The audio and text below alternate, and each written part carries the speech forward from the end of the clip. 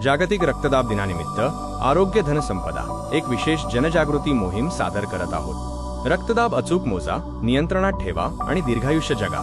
घरातील वडीलधाऱ्यांचा संवाद असा असू शकतो की मला काय होतंय रे, 2 दिवस गोळी घ्यायची राहिली तर, असा निष्काळजीपणा धोकादायक ठरू शकतो। अति आत्मविश्वास टाळा। अनेकदा वडीलधारी मंडळी औषधे घेण्याबाबत निष्काळजी असतात। उच्च रक्तदाब हा एक सायलेंट किलर आहे। 2 दिवस औषध न घेणे सुद्धा जीवघेणे ठरू शकते, ज्यामुळे अर्धांगवायू किंवा हृदयविकाराचा झटका येऊ शकतो। तरुण पिढीला आवाहन, तुम्हीच हेल्थ मॉनिटर बना। औषध न घेण्याचे मुख्य कारण विस्मरण असते। कामाच्या गडबडीत वडीलधारी मंडळी औषध विसरू शकतात। रोज वेळेवर औषध दिले आहे की नाही याची खात्री करा। तुमच्या थोड्याशा लक्षामुळे त्यांचे आयुष्य वाढू शकते। रक्तदाब अचूक मोजा आणि नियंत्रणात ठेवा। ही सूचना फक्त वृद्धांसाठी नाही, तरुणांसाठीही तितकीच महत्त्वाची आहे।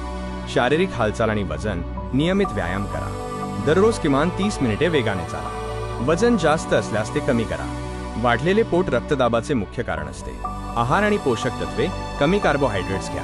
मैदा, साखर आणि बेकरी उत्पादने टाळा। मीठ कमी करा। सोडियमचे प्रमाण कमी ठेवा। पोटॅशियम वाढवा। पोटॅशियमयुक्त नैसर्गिक पदार्थांचा आहारात समावेश करा। रक्तदाब नियमित मोजा। आता रक्तदाब मोजण्याचे मशीन सहज उपलब्ध आहे। दर आठवड्याला 1 दिवस ब्लड प्रेशर दिन निश्चित करा आणि त्याची नोंद ठेवा। अचूक नोंद ठेवा। डॉक्टरांशी नियमित संपर्क साधा आणि औषध कधीही चुकवू नका। मानसिक शांतता आणि झोप, ताण तणाव कमी करा। अनावश्यक वादविवाद टाळा।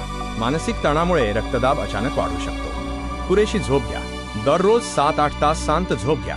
नैसर्गिक उपाय आणि पोषण, लसूण आणि प्रथिने यांचा आहारात समावेश करा। व्यसने टाळा। धूम्रपान आणि मद्यपान पूर्णपणे टाळा। कॅफेन कमी करा। चहा कॉफी कमी करा। रक्तदाब पातळीची तुलना, सामान्य नॉर्मल 120 टेक्निक्स 80 mmHg, पूर्व उच्च pre-STN 125-85 mmHg, उच्च हायपरटेन्शन 146 प्लस mmHg। आपल्या वैयक्तिक पातळीसाठी डॉक्टरांचा सल्ला घ्या।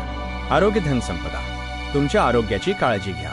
नेहमी लक्षात ठेवा, नियमित तपासणी आणि वेळेवर औषधे हेच सुदृढ आयुष्याचे रहस्य आहे। या व्हिडिओमधील माहितीसाठी वापरलेल्या इमेज स्रोतांची माहिती येथे दिली आहे।